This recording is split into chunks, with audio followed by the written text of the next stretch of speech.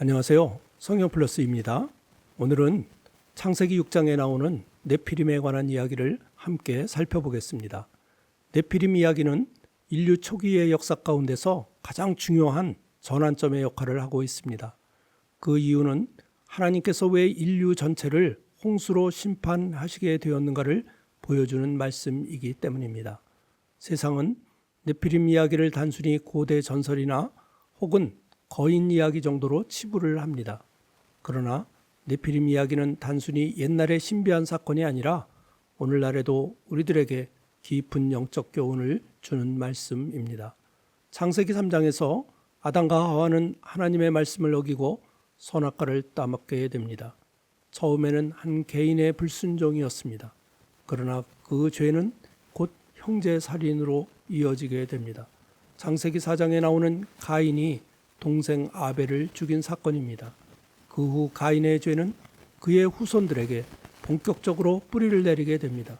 그의 후손인 라멕은 자신이 사람을 많이 죽였다고 자랑까지 합니다. 가인의 후손들은 기술과 음악, 금속 가공 등 문명을 발전시켜 나갔습니다. 그러나 그들은 그 모든 문명을 하나님을 영화롭게 하는 데 사용하지 않았습니다.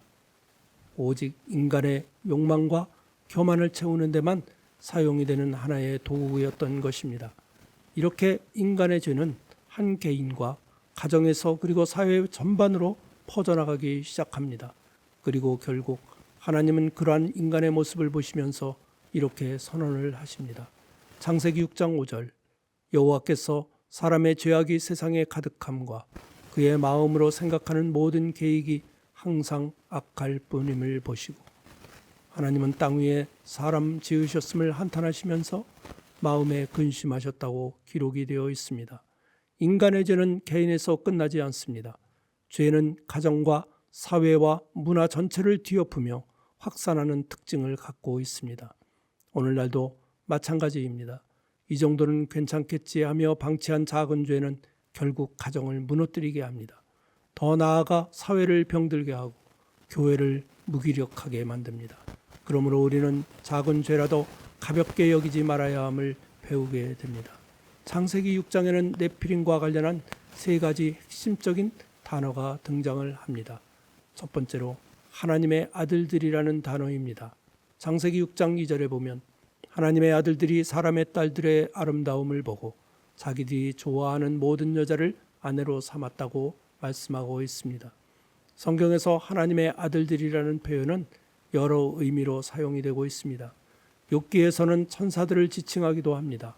이스라엘 백성들을 가리키기도 합니다. 그렇다면 창세기 6장에서 하나님의 아들들은 누구를 의미하는 것일까요? 첫 번째로 타락한 천사라고 보는 의견입니다. 천사들이 인간 여성과 결합하여 네피림을 낳았다는 해석입니다. 그러나 이러한 견해는 그렇게 널리 지지를 받지 못하고 있습니다. 천사들은 영적인 존재이기 때문입니다. 두 번째로 셋의 후손이라고 하는 의견입니다.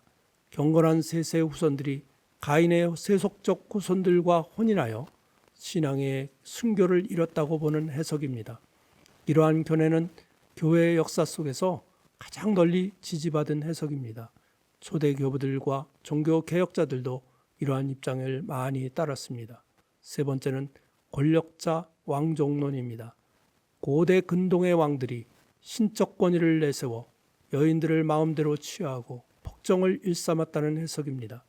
현대 학자들 중에서는 이러한 해석에 무게를 두는 이들도 많이 있습니다.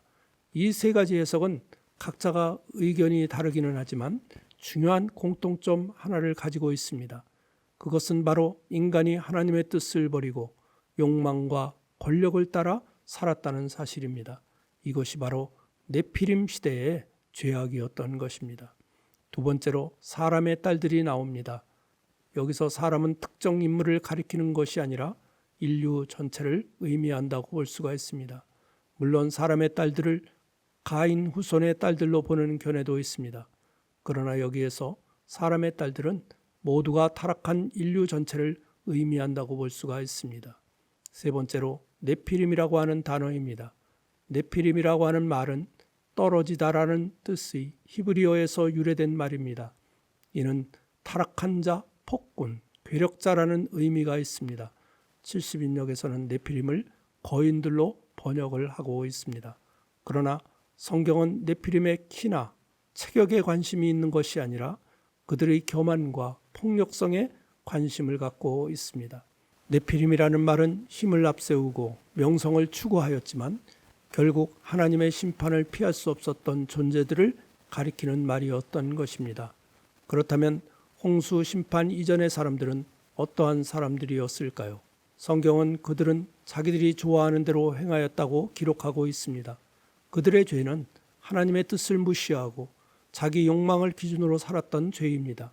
창세기 3장에서 아담과 하와가 먹음직도 하고 보암직도 하여 그 선악과를 따먹었던 것과 같이 그들은 하나님께 묻지 않고 자기 눈에 좋은 대로 행하였던 것입니다. 그러한 삶이 바로 죄의 본질입니다. 오늘날 우리도 얼마나 자주 그러한 길을 걸어가고 있는 것일까요? 결혼과 직업, 재정, 삶의 방향을 정할 때 우리는 먼저 하나님의 뜻을 묻기보다는 외모와 돈, 성공, 안정 같은 세상의 기준을 따라갑니다. 그 길이 바로 하나님을 근심하게 하고 결국 심판으로 이어지는 길임을 네피림의 이야기는 다시 한번 상기시켜주고 있습니다. 민수기 13장에 보면 정탐꾼들이 가나안 땅에 들어갔을 때 네피림의 후손인 안악자손을 보고 돌아옵니다. 그리고 그들은 보고를 합니다. 우리는 그들에 비하면 메뚜기와 같다. 그러나 그들에게 있어 진짜 문제는 눈에 보이는 거인들이 아니었습니다. 그들의 문제는 믿음이 없는 눈이었습니다. 그들의 믿음이 없는 눈은 가나안 땅에 있는 거인들이 실제보다 더 거대한 네피림과 같은 사람들로 과장되게 보였던 것입니다. 오늘날 우리도 믿음 없이 세상을 보면 모든 문제가 네피림처럼 거대해 보입니다. 그러나 믿음의 눈으로 보면 그러한 거인도 넘어뜨릴 수가 있습니다. 다윗이 골리앗을 이긴 것처럼 하나님과 함께라면 그 어떤 문제도 이길 수가 있는 것입니다. 성경에 나오는 거인과 홍수 이야기는 고대 메소포타미아 신화에도 등장을 합니다. 길가메시, 서사시에도 영웅과 홍수 이야기가 기록이 되어 있습니다. 그러나 성경의 말씀은 본질적으로 다른 이야기입니다. 세상은 그러한 영웅과 거대한 힘을 찬양하고 있지만 성경은 그런 영웅들은 결국 하나님의 심판의 대상임을 보여주고 있습니다. 인간의 힘과 명성은 하나님 앞에서 구원을 보장받지 못합니다. 오히려 그것은 죄의 증거가 될 수 있음을 보여주고 있습니다.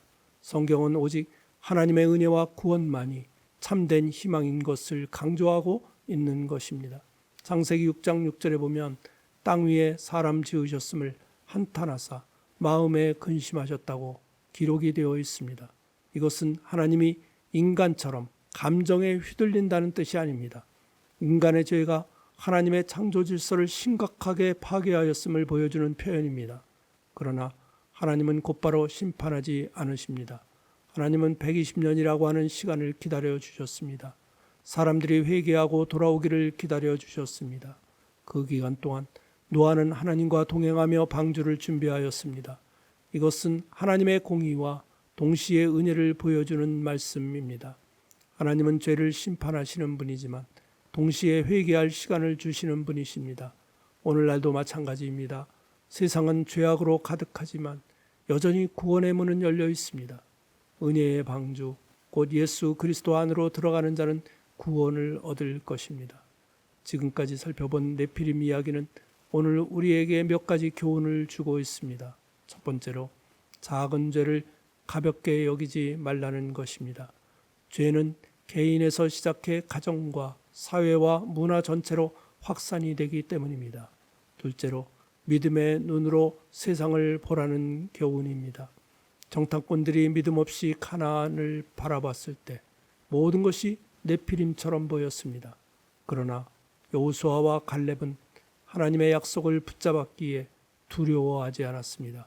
그리고 그들은 가나안 땅에 들어가게 되는 영광을 얻었던 것입니다.